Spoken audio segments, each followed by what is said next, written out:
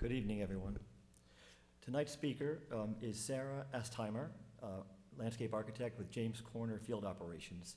Sarah leads James Corner Field Operations Philadelphia studio and is principal in charge of significant public realm projects, including nearby the CNO Canal in Washington, D.C., Lincoln Yards in Chicago, and the master plan for the John F. Kennedy Center of the Performing Arts. She was project manager and lead designer for the massive transformation of Chicago's Navy Pier, the award-winning Tongva Park in downtown Santa Monica, Central Green at the Philadelphia Naval Yards, and the Woodland Discovery Playground in Memphis, Tennessee. Sarah earned her Master's of Landscape Architecture degree from the University of Pennsylvania, where she won the Ian McHarg Prize for Excellence, and her Bachelor of Arts in the Growth and Structure of Cities from Haverford and Bryn Mawr Colleges, where she received the Bolton Foundation Award. Sarah is a registered landscape architect in Philadelphia and Florida, and on the board of the Friends of the Wissahickon Park and the Dean's Council at Penn Design. Please welcome Sarah Astheimer.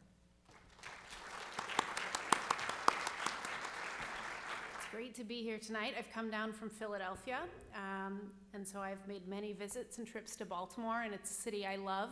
I feel like Philadelphia and Baltimore are sister cities. It's also great to be sharing the stage with Claire tonight. I really respect her as a colleague, and great to be representing field operations.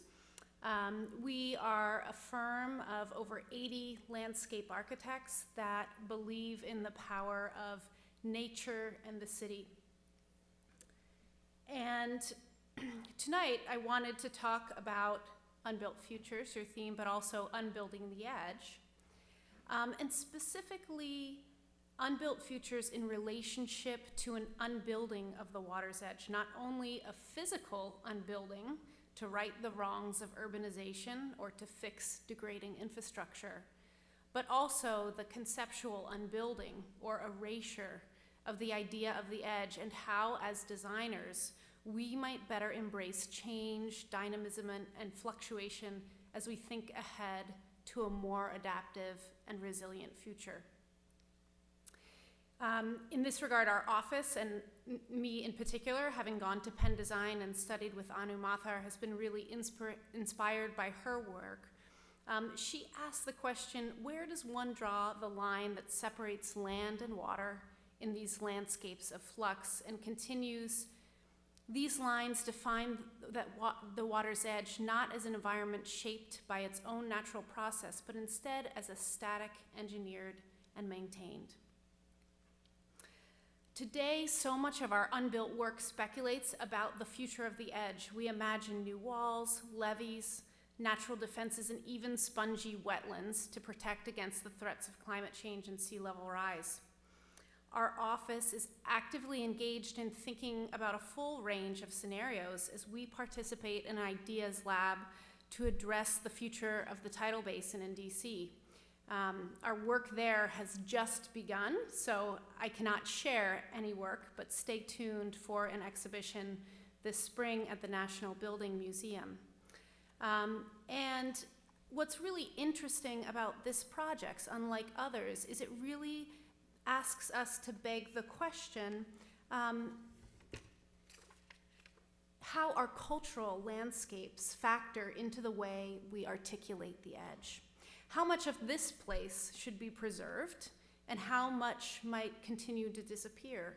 Should it somehow adapt not only to its daily flooding, but also a more threatening future? And if so, how do we express its history and our collective cultural memory? And as a place for recreation and tourism, how can it improve our collective health and social life? So again, stay tuned for that exhibition at the Building Museum. But today I want to try to answer some of these questions by looking at 4 of our unbuilt projects in cities across the country and nearby, where we're looking at different ways to create a more resilient water's edge. At the CNO Canal in Georgetown, Seattle's Waterfront, the Chicago River, and the Middle Branch. Each project articulates the edge in a radically different way. One preserves, another replaces, one reimagines, and another erases. And with each of these strategies, the social, cultural, and ecological benefits are wide-ranging, from preserving our cultural memories, introducing new habitat, new spaces for urban social life, to the massive transformation and unification of a city across a resilient landscape. So first, the CNO Canal in Georgetown. Our work at the canal represents the creation of a new gateway into the much larger 184.5-mile CNO Canal National Historical Park, which runs parallel to the Potomac River in Washington, D.C.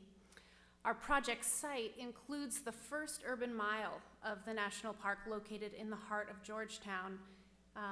The site is incredible. In a way, the entire project is about the articulation of an edge, as it's so linear, so constrained, the relic of an industrial feat to define and engineer an edge. But what is an appropriate response?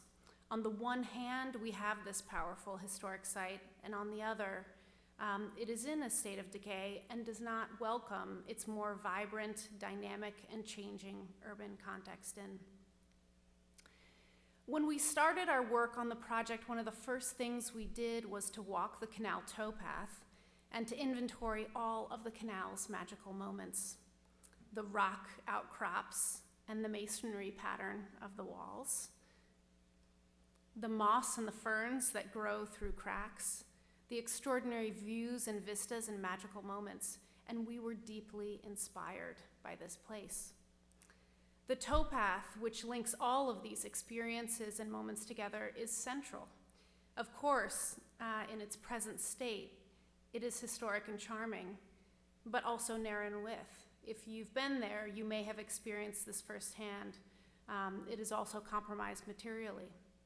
So we're looking at ways to rebuild the edge and define a safe new minimum width, but also tapping into the unrealized potential of the towpath to be more of a connective thread throughout the project, a feature that can measure a walk or allow one to move through history. Here is the site today, one of the places we call the bend, where the canal does bend, and how it might be transformed. At the CNO Canal, we preserve and widen the edge, reinforcing the definition of the line, but also celebrate and mark history by bringing new awareness to it. We'll now move across the country to the West Coast, to Seattle. Like many cities, Seattle has turned its back on its waterfront, but radical infrastructural changes are transforming its relationship with the water, and the replacement of the wall that defines the water's edge allows for new inhabitation by both people and salmon. The existing waterfront that you can see in this image is defined by parallel piers which project from a continuous seawall that, with the Alaskan Way, which is the two-story viaduct you can see in the foreground of the image, segregates it from downtown neighborhoods. A far cry from its native watery tide pool landscape and more modest original fishing villages. Seattle was settled in the middle of an important salmon migratory corridor. And in 2001, the Nisqually earthquake struck modern Seattle, irreparably damaging both the seawall and the viaduct and catalyzing 5 major infrastructural projects, including the demolition of the viaduct, the construction of a major new bored tunnel for an underground highway, and the need to replace its seawall, an opportunity to develop, expand, and connect the public realm at the waterfront. But what about the salmon? The seawall project also presented the incredible opportunity to reconnect this severed migratory line. We developed a fairly radical solution to replace the seawall and move it inland, enabling space for a new shallow water habitat shelf in combination with a textured seawall for the growth of aquatic vegetation and a new light penetrating surface above. You can see it here. The seawall and corridor are now complete, and we've witnessed the first fish swimming through it. So phase 1 of the project replaced a broken edge, But phase 2 brings a fully realized promenade with tideline terraces for stormwater runoff, for urban habitat, and for culturally significant plants. A thickened edge that functions more like a system and also provides a better sense of place. It situates the edge, albeit still defined as a very static line, as a more watery, verdant, romantic series of tide pools that once defined the site. So now moving to the middle of the country, to Chicago. In Chicago, this is a place where the water's edge, in contrast, has had an incredible legacy of defining monumental and civic landscapes. But the edge of the river is notorious for its dereliction. It notoriously caught on fire. It's been part of the city that people have avoided for decades. But in recent years, the city has started to rethink the potential of the river, not only as a natural resource, but a place to catalyze urban social life and connect people throughout wide-ranging neighborhoods. We were really excited to participate in an ideas lab to reimagine the edge of the South Branch of the Chicago River. To think of reinventing the edge as a more ecologically and socially rich and textured edge, building on the great legacy of life along the water in Chicago. Our scheme, called Embankment, was about transforming its vertical section into a series of eroded M's, a profile capable of hosting more diverse natural habitats, social and civic experiences. In this harsh urban setting, we looked, of course, at a range of modular armament techniques and invented a new modular adaptable system of precast units that we deployed using a digital script and existing topographic data. Grasshopper software inputs, operations, and controls transformed base geometries on topographically dynamic surfaces to achieve site-specific aesthetic results. The modules are not solid but hollow, capable of being filled with soil, water, distinct pavement, and other materials. Together, they became a walking surface, a lounge, or a habitat. At the Civic Opera House, the modules form an amphitheater that celebrates the cultural vitality of the city. 2 new symmetrical paths offer gentle access from the River Walk to the upper level of the city and frame a stepped amphitheater that extends into the water with new wetlands. In section, you can see how this new textured edge, which blends wetlands with new civic steps. At a second site, the modules mediate between an existing capped highway park and a new playscape, with slides, climbing walls, places for lounging and swimming alongside a continuous pedestrian and bike trail. And at a third site, an extensively restored wetland and ecology classroom, the softest moment along the reimagined South Branch showcases the potential of these precast cellular units. As armored, filled with soil and vegetation that enhance the quality of water, create new habitat, and celebrate the river as a living and clean natural resource. We like the visual impact of Embankment, its intricate and ornamentality relative to Chicago's large city blocks. It gives new symbolic identity and significance to the edge, which is thicker, more textured, and social. And now the middle branch, from preserve to replace to reimagine to erase. My first encounter with Baltimore's Middle Branch was similar to the 182,000 people who pass over it on a daily basis at high speeds. And what we heard on our first experience of the Middle Branch, below this spaghetti of highway infrastructure, was almost as important as what we saw. There was the sound of the highway, but also the chatter of some of the millions of tropical migratory songbirds that stop in Baltimore along the East Coast Flyway. And the visceral experience of the cool breeze, the water droplets, the expanse of the open water, and the scale of the highway infrastructure surrounding were incredible. But what if we could welcome people into this experience and restore habitat and bring even more songbirds in?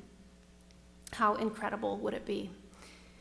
As part of our design competition incubator, we also heard the impassioned voices of nearby residents from Cherry Hill, Westport, Federal Hill, Lakeland, Pigtown, and other neighborhoods who consistently spoke about the potential for better access to the water, stronger connections across it, and this too. A lot of people, more people. Yeah. Really, because it's like empty and I barely see anyone over here. Okay. So our scheme, Middle Branch Shorelines, is a vision for a vibrant and verdant Middle Branch with an edge that is so diverse, thick, and in flux that it is seemingly erased. It is a place where new trails and bridges make radical and strategic new connections. New piers emphatically bring people out and onto the water, and new porches invite communities throughout the city to picnic, play, exercise, and experience nature. So much of Baltimore's identity is shaped by the waters surrounding the city. It is a city on the bay. And when we think of the Chesapeake shoreline, some might think of it literally as a thin and static line where land meets water.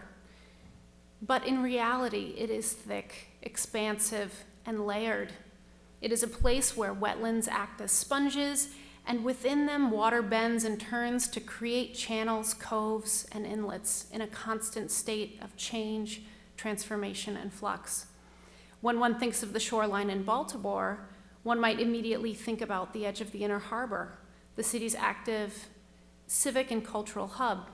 But the Middle Branch is often forgotten in the background, and in recent years has been challenged with trash buildup, contamination, and poor water quality. Shorelines brings new emphasis on Baltimore's forgotten Green Harbor by erasing its edge, bringing in the thick, healthy, and resilient shorelines of the larger Chesapeake and commingling them with the vibrant surrounding neighborhoods. And the shoreline we imagine is living in a constant state of change with new marshes and beaches. Layered on top of this new thick edge and crossing over any historic notion of it are a series of trails and bridges. 3 civic connectors are perhaps the most significant aspect of the scheme and represent the biggest infrastructural moves on our proposed project. The first, the Cherry Hill pedestrian bridge, takes advantage of the narrowest possible connection at the mouth of the Middle Branch to connect north and south neighborhoods. And then a second, the Clare Street Bridge, you saw a glimpse of that in one of the earlier images, takes advantage of existing highway infrastructure to create a suspended and direct path from Westport across the water to downtown Port Covington. A series of piers punctuate the shoreline and straddle the edge, bringing people out onto the water, offering a sense of visceral immersion, dramatic 360-degree views back onto the shoreline, and enhanced opportunities for birding, boating, fishing, and crabbing. These piers allow the water itself to become a contiguous part of the social fabric of the city and reference its history and people's memories of the place. Boating piers orchestrate new water itineraries that take advantage of this vast territory, and other piers speak to crabbing and what people have historically done along the edge of the water here. 5 new social porches emphatically welcome and bring people to the water. Each is open to the city, but has a relationship with a specific neighborhood and is programmatically distinct. Looking in a little bit closer detail at the plan for Smith Clove, the thickened, crenulated, and blurred edge is evident, and the social porch hovers above it. The plan for Wrigley's Cove Marsh also reveals the erasure of an edge by transforming the historic swing bridge crossing into a new levee that encourages water flux and allows establishment of new mudflat habitat.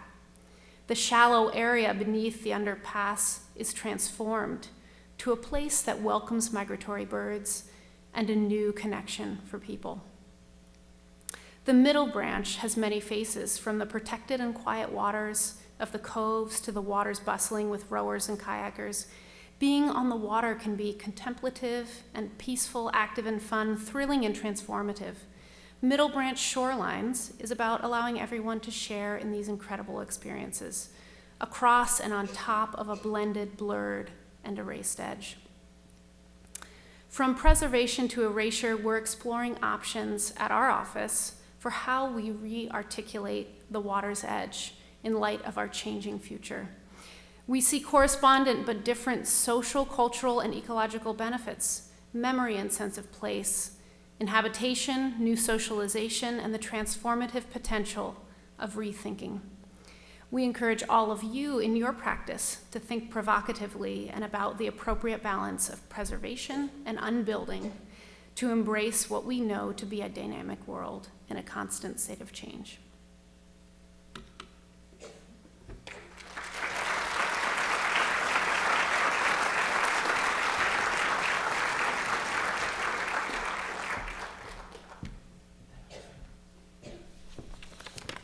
Thank you, Sarah.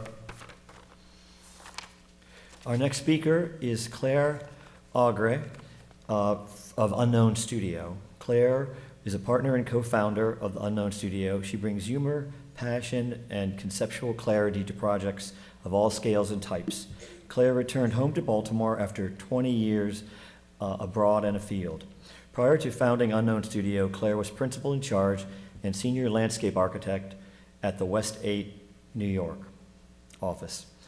With a background in painting and field ecology, Claire has led design and implementation for a diverse portfolio of projects including the master plan and hills phase of Governor's Island Park and public spaces, Miami Beach Soundscape Park, the 1,000-acre 40-year master plan for Longwood Gardens, and its award-winning Main Fountain Garden revitalization, the Duke University Sculpture Park, and the winning entry for Changing Course and Interdisciplinary International Design Competition seeking solutions for the disappearing lower Mississippi Delta. Claire holds a Master of Landscape Architecture from the Harvard University Graduate School of Design and a bachelor's degree in Environmental Science and Policy from Duke University. She's a licensed landscape architect in Maryland, North Carolina, Texas, New York, and Pennsylvania, and after this evening, her firm will be well known. So please welcome Claire.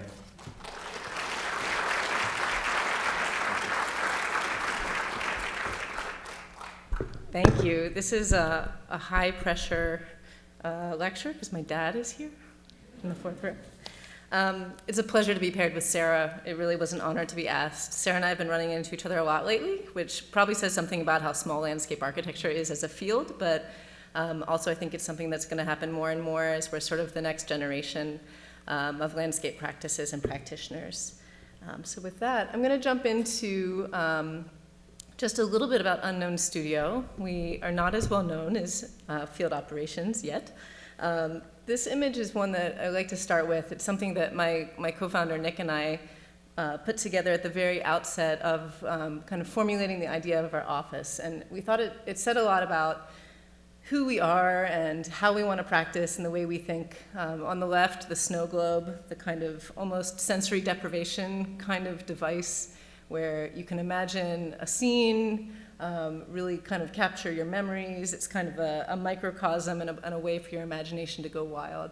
And then on the right, almost the same form, but something that is about seeing something with fresh eyes, seeing something anew. Of course, it's the famous photo from Apollo 8, the first time that you see Earth from afar. And so this sort of scale jump between something that is the microcosm and something that is the overwhelming fresh look at something is something that we're always trying to play with in our practice and which really inspires us. So that's a little bit about sort of why Nick and I got together to start this firm. And then we were really excited to bring a new landscape practice to Baltimore. It's my hometown. I had wanted to get back here. And it's been an incredible gift to come back and be welcomed by the design and art community here. I just wanted to introduce our team. This is an amazing group of people, young, excited, thrilled to be in Baltimore. A couple of us are natives. A couple of us are farm kids. We've got one big city, Chicago guy, and everybody is really excited to both put their efforts into work here in Baltimore and also a little further afield. So before I talk about Unbuilt and Unbuilding, I wanted to just sort of note the other side of the coin, which is the kind of landscape construction, which is more of like hyperbuilding. So I'm not going to talk too much about it, but there's sort of one arm of landscape architecture which is about inventing something from scratch, and it's super exciting and wonderful. One of the first projects I did when I was up at West 8 in New York was a from-scratch project that converted a parking lot with instant kind of gratification into an amazing park through a few simple tools, topography. Palm trees are great because they look perfect on day one, unlike anything in the temperate climate. And then it brought a brand new culture from scratch. Another sort of hyperbuilding kind of project is one that Randy mentioned at Longwood Gardens, sort of in the tradition of these huge grand scales of garden projects in Europe. The renovation of the main fountain garden at Longwood was almost like a city building kind of project. So intensely constructed, huge amounts of tunnels and systems and technology running below ground. This is highly artificial, lets you be kind of king and queen for the day. Nothing like this exists in nature. It's all about fables and stories and heightened artificialness. We brought in Pennsylvania grottos, and it's about kind of making something that's just completely surreal and overwhelming and delightful. And then the last of the sort of hyper-building kind of projects is one of my favorites that I've ever worked on, which is the Houston Botanic Garden. And botanic gardens are sort of the preeminent kind of heightened artifice, I would say, because never in real life would you see so much biodiversity crammed and designed in one space. I remember being really disappointed when I first went to the rainforest because I thought it would be much more like Fern Gully, like everything right there all together, when in fact it's a natural system. It doesn't look like that. But the Houston Botanic Garden was about the opposite. It was about overwhelming your senses while at the same time really serving a mission of conservation and biodiversity and really putting this incredible plant life in your face. And making a place for you to play in and delight in it, and through exposure to the plants, hopefully earning a great kind of reverence and respect for plant life and shared values about conservation. And these are huge construction projects. But tonight we want to talk about Unbuilt. I did a little bit of a different spin on it. I'm going to talk about two projects that are in fact unbuilt, one that's built, but all of which are really about a kind of unbuilding. So they're all about sort of unwinding and cycling back from what's sort of the modernist legacy of designing for monofunctional silver bullet uses, for the automobile, overly engineered kinds of projects. And all three of the projects I'm going to show are really about inserting open-endedness and dynamic living things into the places in which we live. So the first one is Duke University Sculpture Park. This is a project that we are working on in my office here, and it's also my alma mater, so it was really wonderful to be able to go back to Durham. If you've ever been there, you know that this is known as the campus within the forest, and it's really a Garden of Eden. I mean, anything grows here. It smells amazing. It is an incredibly beautiful place to work, and the campus is sort of cloaked in this luscious green forest. You also might know about the campus that it's connected by this Olmsted Brothers design drive that connects East and West Campus. And that's a really important part of the daily experience of Duke University. People live on East and they go to school on West and they go back and forth all the time. And this landscape in between, about a mile of road, is mostly forested and pretty much unbuildable. It's very steep, amazing topography, but there are two buildings that we see here in pink that are starting this sort of burgeoning arts district right in between East and West Campus. So these two individuals who we've been working with, Sarah and Mark, had this genius idea that all of this unbuildable, topographic, leftover forested landscape would be an incredible opportunity for the National Museum of Art to actually go outside and have a sculpture garden that moves into the landscape. So the vision plan that I led was really about kind of tying 140 acres of landscape, ravines, topography, creeks as a setting for sculpture and a setting for art, which also unites the two campuses. And a big part of that was about kind of undoing the great Jeffersonian grid. So all of these culverts that run between run below the Olmsted Drive, we're choking the creeks, preventing access.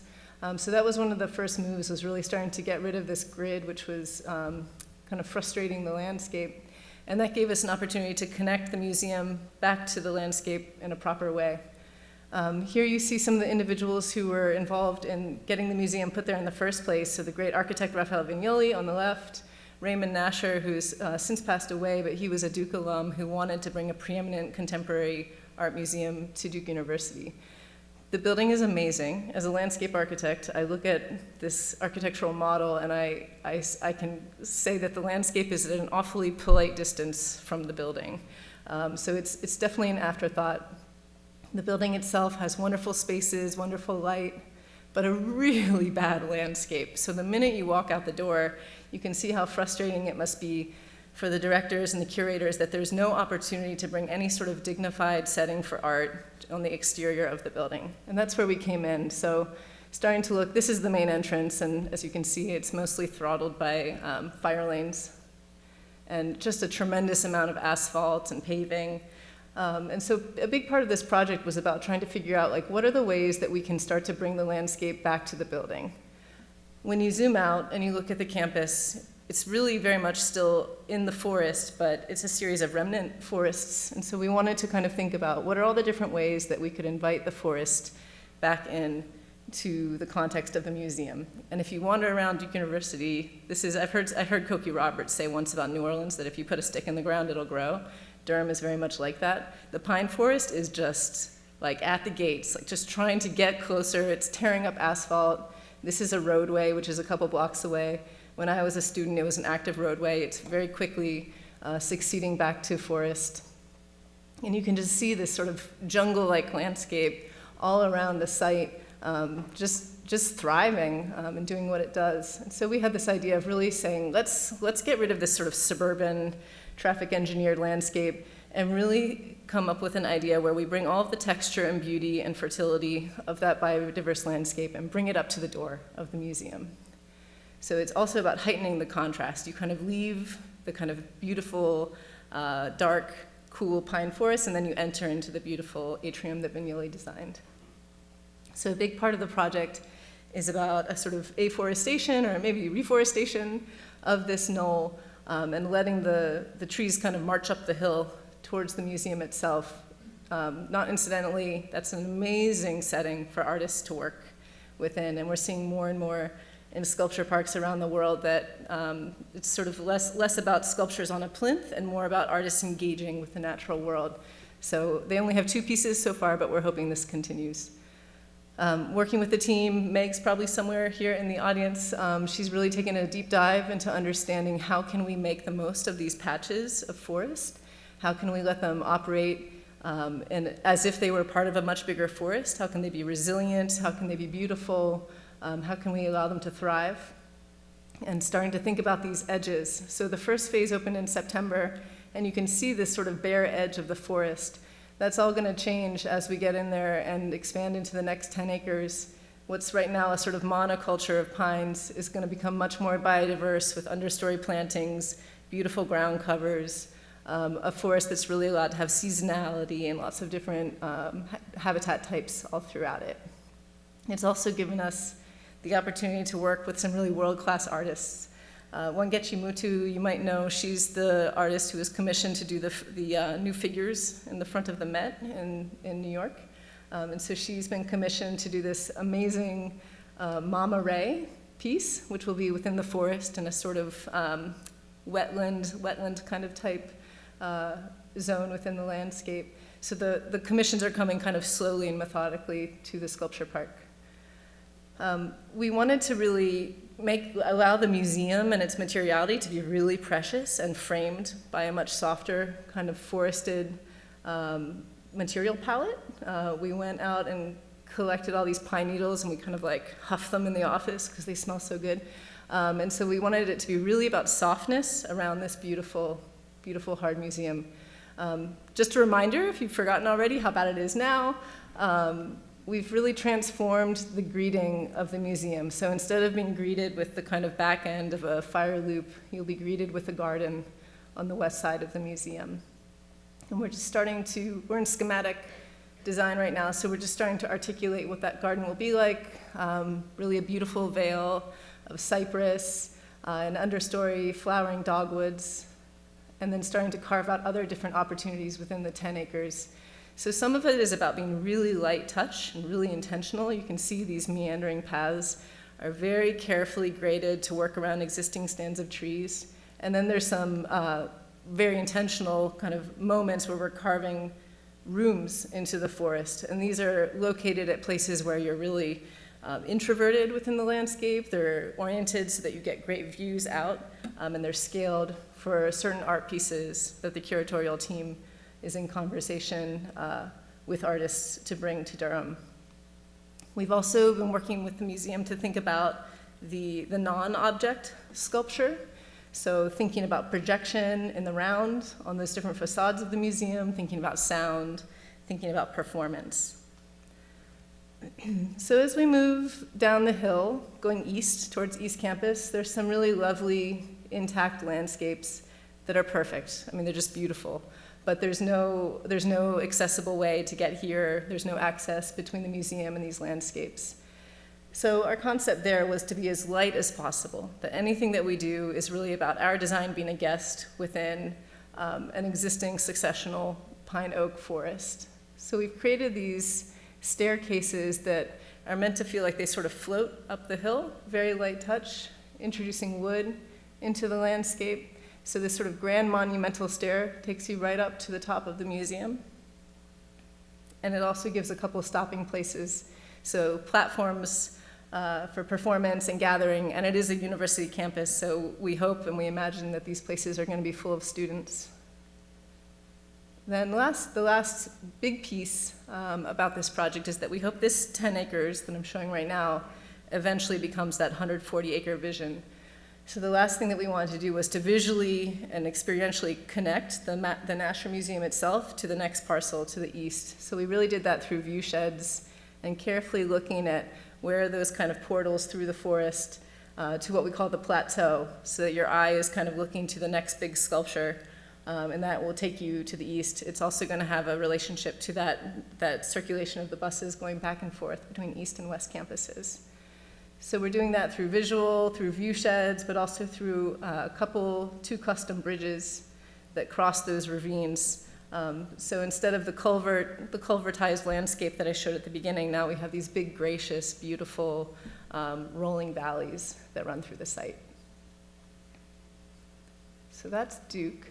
I'm going to do one little interlude before I introduce the next two projects. As Randy said, I worked at West 8 for about 10 years in New York. They're a Dutch firm, and the Dutch perspective is really incredibly interesting. This is sort of a cliched children's book version of that, but as we all know, they live below sea level. The kind of attitude and the kind of existential outlook when you live below sea level and your entire society agrees on the absolute requirement to protect your nation from flooding is amazing. We have no consensus on anything here compared to the way the Dutch have consensus on flood management and water management. So that's become something that all over the world, the Dutch are really in high demand to design and engineer and think about water. And there's sort of a famous saying, God created the earth, but the Dutch created the Netherlands. So that also sort of gives them an attitude that nothing is impossible to engineer. Land formation is part of what they do every day. And it sort of led to an attitude about the next project that I'm going to show, that creating land out of nothing, moving huge amounts of films and soil around is no big thing, and it's part of daily life and part of the management of the nation of the Netherlands. It results in a highly ordered landscape where every millimeter is mapped, and it also, I've never met people who have such a kind of nuanced understanding of topography as the Dutch. So if you live in a country with no topography and no hills, when you go someplace like Durham or Baltimore, it's like you're in the Alps to them. They can't believe how rolly it is. So it made me kind of look at landform in a new way. So that brings me to Governor's Island. This is the project that kept me in New York for about 10 years. It was a Coast Guard base. Before that, it was a naval base. If you don't know where it is, we're seeing Lower Manhattan in the upper middle, we're seeing Brooklyn to the right, and we're seeing New Jersey and Liberty Island to the left. So this is an incredible island that for many, many generations was off the map and off the radar for most New Yorkers. It actually originally was a smaller island. It was an outcropping in the middle of New York Harbor. And when the Lexington Avenue subway was built, the excavation from that subway was piled onto the south side of the island. So you can see it looks a little bit strange, right? There's the Star Fort, which is the North Island, and then the flat expanse of the South Island, which was just about 6 feet above sea level. So it was perfect for military operations. It became Navy, Coast Guard. It had a role in the War of 1812. And when we came to the project after the competition, this was what the island looked like. So long way to go to make it a great park, which was the program. This is a park, right? This is a great park. So the idea of coming up with something that is like really rich and dynamic and about land making was central to the project. And this is a sketch that came out of the competition at the very end, which summarized the approach, which was topography and kind of a building of topography could be as iconic as the downtown skyline of Manhattan. So we always joked in the office that like this sketch gets you more mileage than every other drawing we ever did. Lots of other drawings as well. But the competition was sort of this incredibly sort of surrealistic idea of building these crazy green broccoli hills in the middle of New York Harbor, changing the way we think about New York Harbor. It was sort of a very Olmstedian and romantic idea as well, about really curating views and creating a kind of wandering experience where there was currently just flat as a pancake. That led to a lot of studies about topography and how we edge the mounds and how we kind of make that a beautiful sequence and experience. But it also did something really practical, which was lifting the island. So this is back to the Dutch thing again. So part of the approach was not to build a park and a redevelopment project at 6 feet above sea level, but it was to start thinking about resilience, and this was long before people were talking about resilience, to raise the entire island. So that was good for redevelopment, but also good for the root zone and the soil volume of some of the new landscapes that we brought in. So here you see in phase one what that looks like. This is a kind of a afforestation project, lifting the land about 6 to 12 feet in this first phase above sea level. And here you see in summary what it looks like in phase one and phase two, all of the earthwork that went into this project. So where did all that fill come from? You'll remember these sort of spooky, derelict old Coast Guard barracks were part of the sort of recycling and reutilization of the island. So we sort of recycled it into itself. And the client organized these really funny demolition parties where people could come out and watch a building fall apart, and were really into it. And so all of this debris was recycled and sorted, and all that cementitious debris became the core of all that landforming that we were doing on the island. And it starts to look like this. So you can see how rather than a kind of flat plain, starting to have the landform, it makes the place feel bigger, it makes it feel more monumental. It changes it from a campus, a Coast Guard campus, into a real parky park. And it also has a resilience component. So the Superstorm Sandy came in 2012. The image on the left shows how the island would have flooded. And you can see that the entire south side they said it was underwater. In fact, it was not, because the landforming was already going on. And we were at 16 feet above sea level by the time Sandy hit. So that sort of Dutch earth-removing approach did really do its job. But I think more important for the everyday visitor is just the kind of romance and the illusion, the hide, the reveal. You can get closer to the Statue of Liberty here than you can any other place, anywhere in the New York City area. And it creates a new foreground for the Statue of Liberty, which is really appealing. The last piece in the sort of recycling the island into itself was sort of a serendipitous opportunity. And that was that the seawall, which is this incredible granite ring around the entire island, about 3 miles of it, was falling into disrepair. Here you can see it historically at the old fort, and then as we were starting the project. So we were not going to let all of that beautiful granite block go to waste, and so we redesigned the project to begin incorporating all of this beautiful material, which is covered in barnacles and old kind of like iron ore bleeding out of it, and we used it as a way to create shortcuts up the hills and to create a sort of giant staircase on the hills. So here you see it going in, and then here you see the best thing I've ever worked on, which are these slides. It became a kind of scramble for the kids to shortcut their way straight up to the top of the longest slides in Manhattan. There's my family testing it out, opening day. So this material became a kind of opportunity to make something really incredibly fun on the island. It becomes sort of a play experience in and of itself, and a great place for planting and biodiversity. So the top of the hill, we always sort of thought that the main view would be the one on the left, kind of engaging with the Statue of Liberty, and you can see my daughter here doing just that. But it became actually more interesting as a sort of place where people looked back to the city. People were sort of more fascinated by that initial sketch idea of the green landscape facing the built landscape than we initially imagined. So that's Governor's Island. The last project is also Middle Branch. So Sarah, one thing that I don't think Sarah mentioned, it was a competition. There were 3 teams. Sarah was running on a team. I was on this team. There's a third team. And they're all different. They also all have a lot of similarities. We're all really curious what will happen. Neither of our teams were victorious, unfortunately. But we thought we'd talk about it and talk about where we are with it and some of the ideas. So as Sarah mentioned, this is an incredible site. It's about 11 miles of waterfront.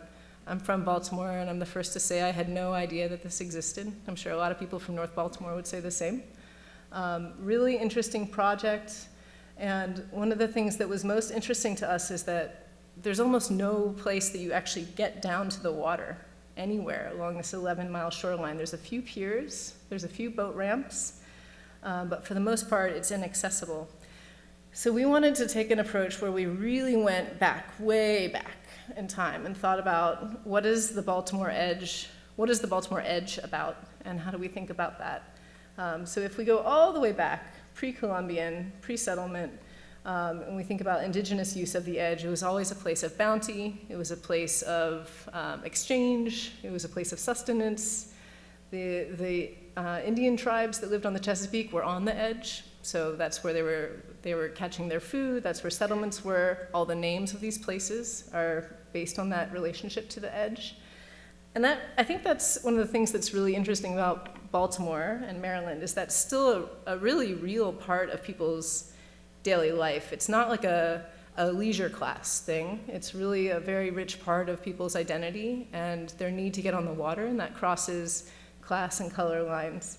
So we revisited some of these beautiful archival images of black watermen and William Warner's beautiful book, Beautiful Swimmers, thinking about how important it is for the edge to, in this project, remain a place of economy, a place for jobs, a place for culture, a place also for leisure. And that became kind of the foundation of our project, or our approach to the Middle Branch. So it was very much rooted in history. We looked at how the edge changed over time from a very flat, tidal flat, mud flat, one of the landscape types that Sarah mentioned, from a more agricultural, soft shoreline into something that was really built. Here we see the Inner Harbor, and you see Baltimore and kind of the height of trade in the late, and I think it's 1868, does it say? So you can see how the edge starts to get built and armored, and it's really all about facilitating a certain kind of economy. Then we see, as time moves on, the edge changes even more. The Great Fire of 1904 was one of these times when the edge was transformed dramatically. So a lot of the debris and the rubble from downtown was actually shipped over to the Middle Branch, kind of piled in a sort of plateau. And that made the edge even less accessible. So where before you had a big, flat, muddy marsh, all of a sudden you have a sort of plateau that drops off into the water. This continues to happen, this sort of dumping and kind of otherness of the Middle Branch being the place where you put stuff that you don't want to see anymore. That's happening while people are still living here, of course, and people are living and using and fishing and crabbing on the Middle Branch while it becomes a kind of place for debris and a repository for things that you might not want. There's a very dark history here, too. Here we see on the left the Baltimore Black Sox team. They used to play at Maryland Park, what we now know is the Wheelabrator site. So the Middle Branch has always been a place for kind of stashing things away, taking things from communities, and it has a history that really needs to be rectified in that way. So that was a big part of our outlook for the Middle Branch. This is a sort of typical condition all along that edge. As I said, it's not a place that you can get down and really get into the water. It's mostly riprap, these sort of vertical edges. You can see the sort of debris and rubble coming out of that vertical edge. And so we wanted to really think about it being a place which is much more dynamic, allowing all of the living systems to come back and be rich and biodiverse. And it became an approach that was about both adding and subtracting from that edge. So adding where we had to, if we were in a kind of hazardous material zone, subtracting if we could, but bringing that big, broad, shallow place of exchange back. And a big part of this was working with Biohabitats, who's maybe here, to talk about what are all the ways that we can create maximum biodiverse habitat and resilience in this zone. And so we sort of had a saying on our team that, like, if we have happy crabs and happy rockfish, we'll have a happy community. So we were really thinking ecologically about how do we do that. It took a lot of different tactics. Like the winning team, we looked at dredge. We also looked at a lot of other tactics for building and cutting back the edge. And we really fine-tuned it in lots of different places along the middle branch. So we thought about the incinerator being repurposed as a kind of iconic recreational destination. And then that edge, where it's vertical now, becomes this really amazing shallow place full of opportunities for recreation and getting in the water, habitat, biodiversity. So that's the design, but I think we're really curious how the project will continue to go forward, because I think projects like this are going to take so many people, and I hope a lot of people in this room, to get them to fruition. So we were talking a little bit in our submittal about all the different players that we hope will come to the table and all the outputs that we hope a project like this could have. It's more than just biodiversity. It's about public health. It's about happiness. It's about thriving communities. And all those things can come together around an amazing effort like this one at the Middle Branch. So just a few images to show how this could transform over time. This is what it looks like today. We talked about that sort of iterative accretion, how over time, 5, 10, 15, 20 years, this becomes a big, shallow, thriving landscape, bringing in islands and shoals, places for bird life, as Sarah said, places for people to get to the water. This is Middle Branch Park. We had the idea of bringing a beach, someday a swimmable Middle Branch, maybe, would be great. Also looked at the swing bridge. We took a sort of different approach here where we just did a light touch and reconnected the swing bridge straight through the swing itself. And then we talked about how do we get there. So phasing was a really important part. So thinking about what are the early activation things that we can do. We have a wonderful tradition in this city of humor and trash wheel kind of, pop-up sort of things that make people happy and get attention and get people interested. So we were looking at what are the pop-up things that we can do and immediate things that we can do. What are the things that allow access and mobility and bring people to the water? What are the physical improvements that we can do within the first 5 years? Within 10 years, what are the larger projects that establish wetlands and start to make big, grand connections? And then finally, thinking about the whole 11-mile shoreline, not as a line, but as a huge impact on all of South Baltimore. Okay, I think I'm almost out of time. So those are 3 projects that are very much, excuse me, about unbuilding. I just wanted to end with a sort of provocation, and it's a little bit about why Nick and the team, why we're so passionate about working in Baltimore. Baltimore, I think, more than maybe any other city in the country, has this incredible capacity to be a city that can actually benefit from a kind of thinking about unbuilding. We know that we're an inelastic city. We've suffered a lot because of white flight, the drug epidemic. We're overbuilt, so this city was built with streetcars, and then that was converted to entirely vehicular, and so there's sort of this million-car attitude in a city which is much smaller now. Nick's somewhere here, but he says he sees people like texting and driving, and it's like everybody has sort of 4 lanes to themselves, and it's terrifying. So we've got too much road. That's an unbuilding opportunity. There's incredible disinvestment in the black butterfly, as most people here probably know, and there's a lot of demolition and clearing of those areas, which is both a sad story but also an opportunity.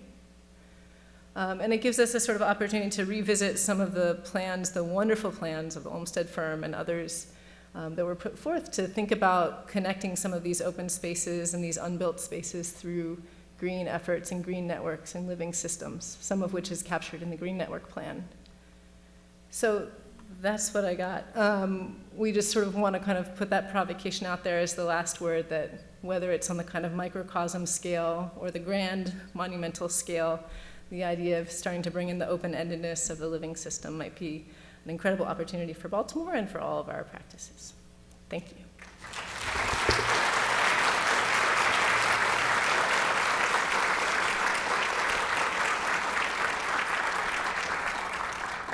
Hi, I was wondering when you talked about bringing birds back right near the highways, if there's any thoughts of negative impacts to wildlife for bringing them so back close to a built area that might be dangerous for them with cars and things like that.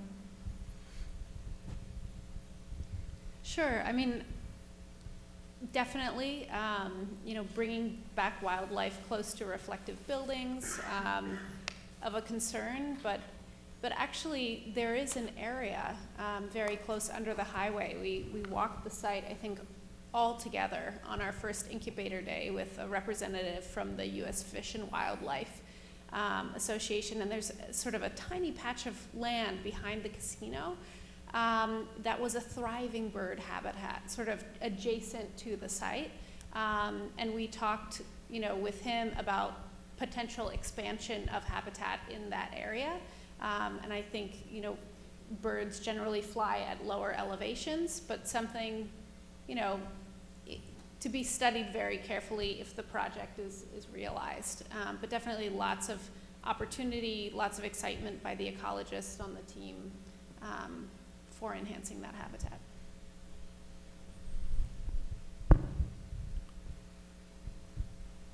Anyone else? Oh. Can you explain why the projects were unbuilt? Yeah, I can take that one first because each one of my projects, or each one of the projects I presented, is unbuilt for a different reason. The first one at the CNO Canal is unbuilt just because we haven't gotten there yet. It's a very bureaucratic project, and we're 3 years in, and we've just completed the master plan, and we'll have another year for concept design, and it's moving at a snail's pace. The second project was the Seattle Seawall, also a project in progress and in process. The third was an ideas lab, and that is a project that will never get built, but a project to inspire others, and has actually inspired some work we're doing on the Chicago River now. And we certainly hope that someday, aspects of this middle branch competition will be realized and will be built. But hopefully that is a project to inspire a city.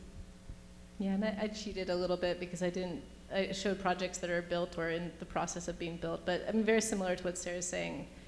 These projects take forever. I mean, I have pictures, I put pictures of my kids, and I'm like, they're like huge now, these big landscape projects take decades. And funding streams are interesting. Projects at universities, as some MICA people here know, are kind of, they also flow with different administrations coming in and donors, and so I think it's mostly a question of time. We would love to know what's going to go on with Middle Branch, so I don't know if anyone here knows, but that's just something that it has to move forward in some respect. It is such an incredible opportunity for the city. And for the identity and the ecology and the quality of life for everybody around that branch of the river. So I'm sure something will happen. We just don't know what. There's someone in the back corner there.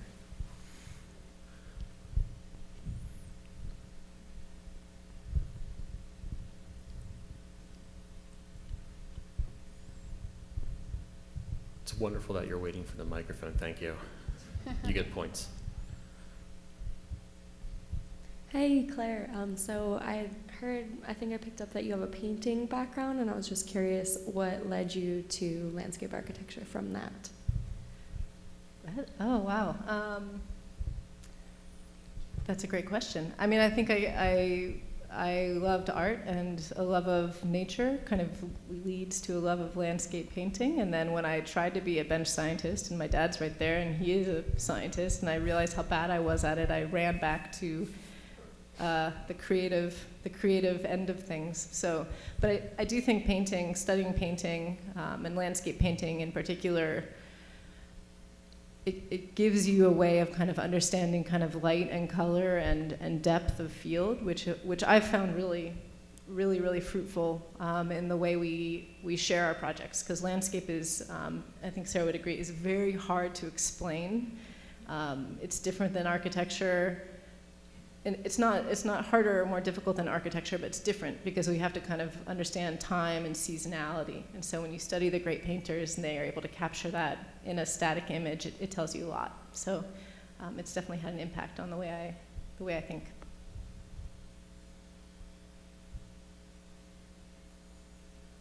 Anybody else? There's light in my eyes, so if your hand's up and I can't see it, I'm sorry. Oh, okay. You got one.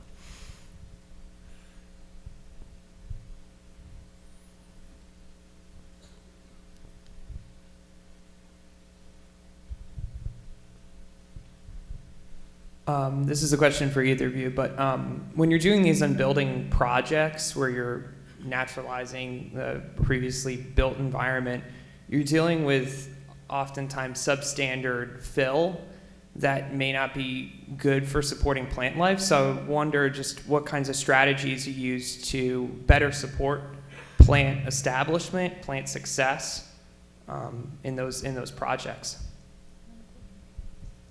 All right, I'm going to pass it back to you, though, too, because it totally depends on where you're working. So that North Carolina project at Duke University, we're blessed with a climate where things thrive. So you have a sort of advantage there. We as an office, started moving into kind of using living systems and mycorrhizal fungal systems and compost teas and plants that are deep-rooted to help us do the work versus a kind of import model. So the Governor's Island project was a pure import of soils model because there was almost nothing there to work with.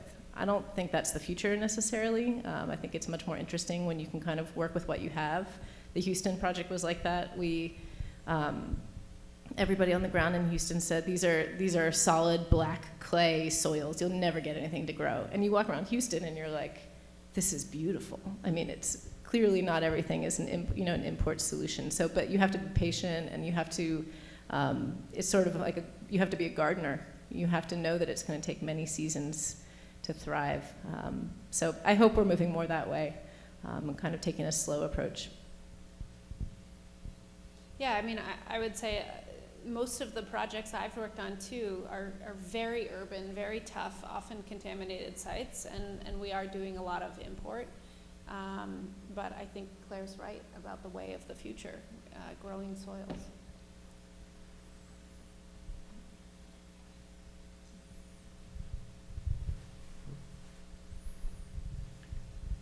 The projects that you do on the waterfront here in Baltimore, it seems to me that the population of Baltimore does not have any kind of intellectual identity with the waterfront, like say we did 50 or 100 years ago.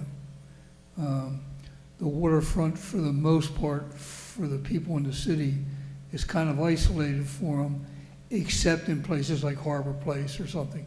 And that does not give them a sense of the natural waterfront.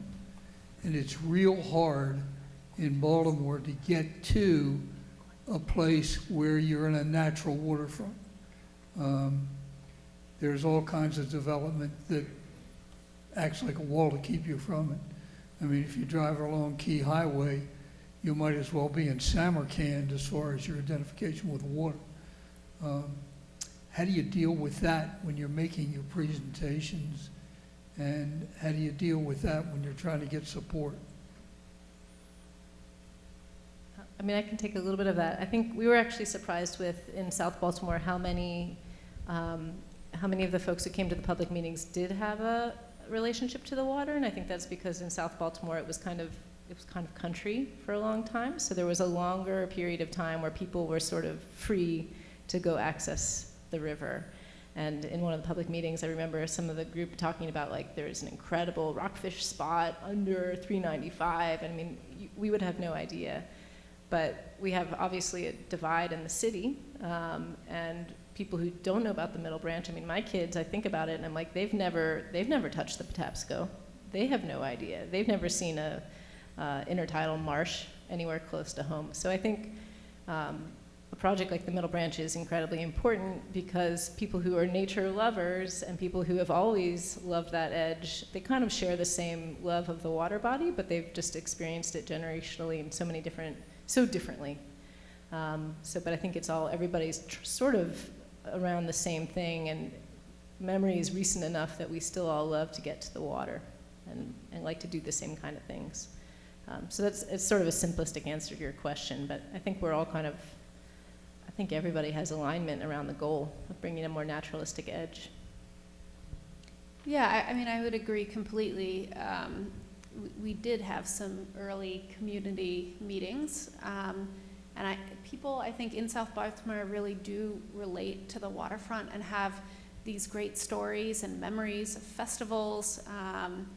And, you know, it was exciting to hear those stories. And I think, you know, Claire is exactly right. The opportunity of giving health to that area is the opportunity to bring people in. I sort of touched on our scheme and didn't really go into detail, but sort of overlaid on sort of the natural edge is a second strategy about bringing people to the waterfront, and then, you know, the ability to unify Baltimore around a new green soft harbor. So I think, you know, it's an incredible thing to think about its transformation and about the opportunity to actually allow people to know it's there. What do you think are affordable opportunities to take advantage of spaces that have been vacated, you know, spaces where you've torn down houses in neighborhoods that could help revitalize the neighborhoods and for us to give pride, you know, to our city again instead of seeing blight, whether it's pocket parks, community gardens, but, you know, what are the range of things that Baltimore City might be able to afford to do with those spaces? Sure. We just started a project with the 6th Branch, which is an incredible organization that works a lot in East Baltimore. They're called the 6th Branch because they were formerly in the armed services, and when they got out, they wanted to do something, and so they made the 6th Branch, and they're doing a lot of, where's Meg, greening efforts. Meg doesn't like that word. So Meg and some of the folks in my office are leading that effort, and I think this first step is public engagement, and it's not about what you're going to do, it's about making sure you have stakeholders who care about the space. I think that's number one fundamental. It's not a design question, it's an engagement and a stakeholder coalition building question. Because if people don't care about the space, it'll slide back again. So that's the first thing that the team is working on in East Baltimore. And then after that, I think we're really interested in landscapes that are low maintenance, but that are also highly productive. So lawn is kind of the easiest thing you can do, but also the worst thing you can do, because it has to be mown, it takes fossil fuels, it doesn't sequester any carbon. You know, it's just not a great landscape. It's basically devoid of any habitat. So we're starting to kind of layer on these ideas of what are the kinds of things that might bring seasonal beauty, that people will care about, that makes the place beloved and cared for as the first question. So I don't have an answer to your question. We're just starting to kind of think about it. But I think having people invested in the space and have happiness and wellness from the space is part of the investigation. Yeah, I mean, I also would agree completely with that, you know, that stewardship and engagement are the first steps, actually, before you start to think about design. And in situations like that, where you're working so intimately within a community, that, you know, the ultimate solution should arise from the community. And the beauty of landscape is that it can be very inexpensive. No footings required, no hard materials. It is the opportunity of our profession and our medium. Yep. Yeah. You both talked about the edge, and I suppose it's inherent in landscape architecture that there is an edge between the man-made and the women-made and the natural. And then you talked about open-ended, and you talked about softness and natural. But and you had Claire had this wonderful picture of that road that nature had taken back. But then when I looked at your solutions like the Chicago River or Puget Sound and the Alaskan Way, that's very heroic, it's very engineered, it's very hard, there's a lot of concrete, and I can't imagine how that's open-ended or how that would even be maintained, you know, that would fall apart, like man-made stuff ages. And how would that age, and how would it transform over time? So I wonder whether you can elaborate a little more about this question of the natural versus the heroic engineered part of it. Sure, that's a great question, and I think, you know, that's part of what I was getting to with the conversation. I mentioned very early on that our office is working right now as part of an ideas lab to reimagine the future of the tidal basin in Washington, D.C., which is, you know, this pastoral landscape in the middle of a very formal landscape, but it is a very highly engineered landscape and is not standing the test of time. And so the question there is, you know, what do you do? Do you engineer it more? Do you allow it to sort of go back to nature? You know, and sort of what is the balance there? And so I think that's the question we're asking in our firm. And I think the point of the tidal basin is that, you know, there are national memories and monuments there. And so some measure of engineering and protection, the Netherlands approach, you know, seems to be required, but what's the balance? And in presenting the 4 projects I did, the idea was that those are a gradient of approaches from sort of the hardest, most engineered wall that defines a specific line to an edge that is fully natural and disintegrated. But yes, there are gradients in between. You know, the Seattle project is a major engineering effort, certainly. And the Chicago Ideas project is just purely speculative and imaginative, but also, you know, would be something that would require maintenance, certainly. But how, you know, what do you do in an urban environment so channelized, so constrained? Some of the questions we're asking, and great for you for asking that question too. I just want to say, I think one of the things that's amazing about the work that field operations is doing in these very tight, constrained urban conditions is that they've moved away from a kind of silver bullet approach where it's like, you know, the Army Corps solves for flooding and they call it a day, and then they decimate ecology and wetlands, and, you know, so the way their work is highly engineered, but it's also extremely layered and multifunctional in a way that kind of the high modern era of engineering and landscape was not. So it's doing many, many, many, many things in a very tight package. Mm-hmm. And I think taking baby steps too. We're working on another project in the Chicago River where because of the Ideas Lab, for instance, we are actually looking at a soft edge along the Chicago River, which is, you know, fairly unprecedented. And so that's really exciting for us to be able to think about that and sort of baby steps towards a greener future. I think we have time for one more quick one. In terms of the Middle Branch Park, do you think there are careful development opportunities near the site that would provide a constituency for the park and perhaps developer input to offset some of the built costs? I mean, I think, you know, the Westport site was technically not part of the area that we were investigating, but that is certainly a huge tract of land that is, as I understand it, slated for some form of future development and has challenges with the way it connects to communities, but certainly it is at the epicenter of the Middle Branch. So tremendous opportunity for the future of that site, I would say.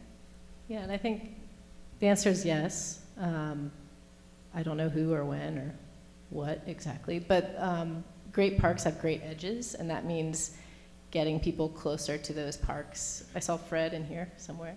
I mean, Fred can tell you that you're just divided from the water by lanes and lanes and lanes of high-speed traffic that is, you know, no 8-year-old is going to hazard to get to the water because we're basically choked off by this sort of over-vehicular approach. So I think it's a yes to density, but it also needs to be coupled with really thinking about how do we in a perpendicular way connect people to the water, because they simply can't get there right now. So that's a huge part of it. It also seems like a great opportunity to incorporate the light rail there and to do some really smart transit-related development.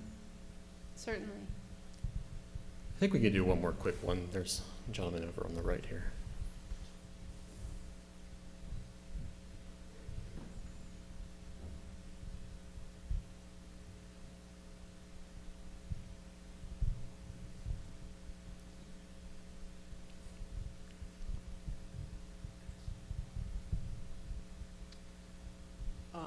So Baltimore and many other cities are challenged with this kind of cultural problem with trash. In this city, we are blessed with the Gwynns Falls Park, Lincoln Park, which is the largest urban forest in the entire nation. And yet, if you drive through it, there's garbage and dumping everywhere. My question is, how do you get ownership or a sense of pride or communities along the Middle Branch to take, buy into the project in your experience?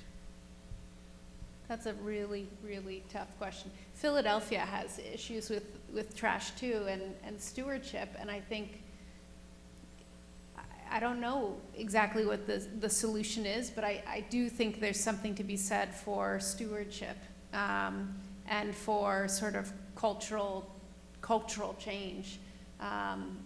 About how we're caring for our landscapes, and I think project work, community building, seeing things happen, could definitely be part of it for Baltimore. We know that there is a history at the Middle Branch of many unrealized plans, and that's got to be deflating.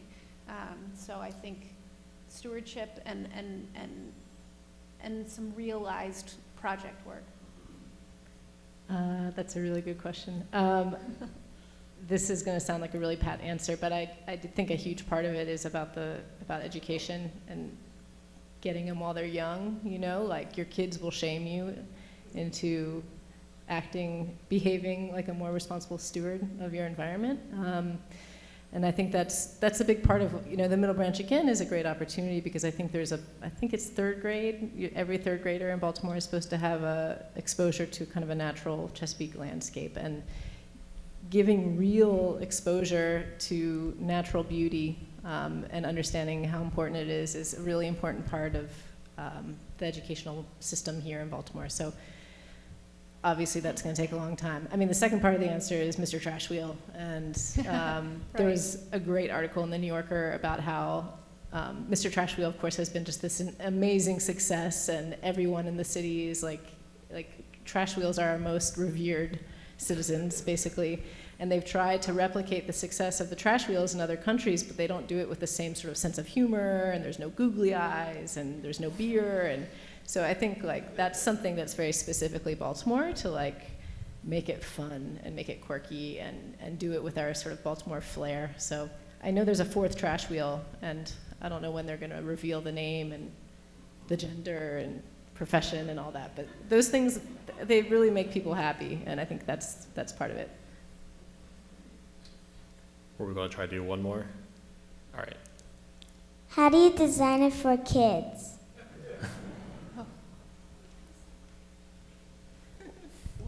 What was the question? Have you? Oh, how do you How design, do you design for it kids? for kids? Oh, I think I recognize you. I think she's an influencer. I recognize that girl. Well, I design with my kids all the time. We're designing a treehouse in our backyard right now, and that's something that I love to do. We didn't share any of our work that we've done that's kids-specific play spaces, but we love to ask children about what kind of places they could imagine themselves playing in and being in, and like to have a really collaborative approach. We're the technical experts and have studied landscape architecture, but we're all experts in the types of places that we want to experience and be in.